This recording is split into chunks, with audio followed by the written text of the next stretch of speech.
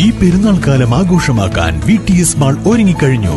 ആഘോഷങ്ങൾക്ക് ചാരുത നൽകാൻ വർണ്ണ വസ്ത്രങ്ങളുടെയും ഫാൻസി ആൻഡ് ഫുട്വെയറിന്റെയും മനോഹരമായ കളക്ഷൻസ് ഞങ്ങൾ ഒരുക്കിയിരിക്കുന്നു. കുടുംബത്തോടൊപ്പം ഈ പെരുന്നാൾ പർച്ചേസിംഗ് VTS വെഡിംഗ് സെന്ററിൽ നിന്നും.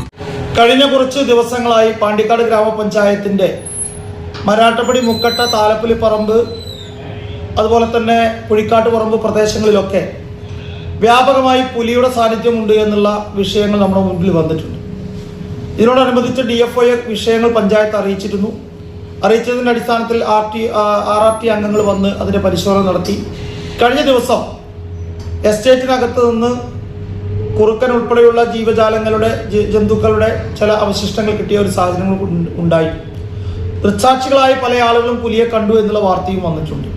തീർച്ചയായും ഇതെല്ലാം വെച്ചുകൊണ്ട് ഇന്ന് വളരെ അടിയന്തരമായി തന്നെ ആ പ്രദേശത്തെ ബ്ലോക്ക് മെമ്പർ, ആ പ്രദേശത്തെ ഗ്രാമപഞ്ചായത്തിന്റെ 2 മെമ്പർമാർ, 6-ാം വാർഡ് രഞ്ജിനി മെമ്പറും 16-ാം വാർഡിലെ പുഴിക്കാട്ടുപറമ്പിലെ മെമ്പർ പ്രിയപ്പെട്ട സുലേഖ താത്തയും ഉൾപ്പെടെ ഞങ്ങൾ സമീർ ഉൾപ്പെടെയുള്ള ജനപ്രതിനിധികൾ ഇന്ന് DFO നേരിട്ട് സന്ദർശിക്കുന്നതിന് പോയി.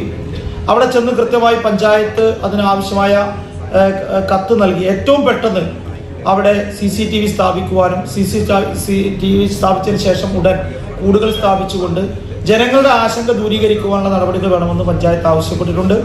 നാളെ പാണ്ടിക്കാട് ഗ്രാമപഞ്ചായത്ത് ഈ വിഷയം ചർച്ച ചെയ്ത് ഇതിനാവശ്യമായ നടപടികൾ സ്വീകരിക്കുന്നതിന് അടിയന്തര ഭരണസമിതി യോഗം വെച്ചിട്ടുണ്ട്.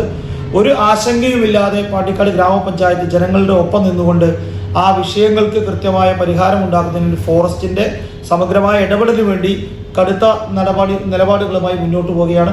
തീർച്ചയായും എല്ലാവരും ഈ വിഷയത്തിൽ പഞ്ചായത്തിനോടൊപ്പം സഹകരിച്ചുകൊണ്ട് നമുക്ക് ജനങ്ങളുടെ പ്രശ്നത്തെ ദൂരീകരിക്കുവാൻ വേണ്ട നടപടികൾ ഉണ്ടാകണമെന്ന് അഭ്യർത്ഥിക്കുക. പുലിയുടെ സാന്നിധ്യവുമായി ബന്ധപ്പെട്ടുകൊണ്ട് ആളുകൾ അനാവശ്യ ഭീതിയിൽ വരേണ്ട ആവശ്യമില്ല.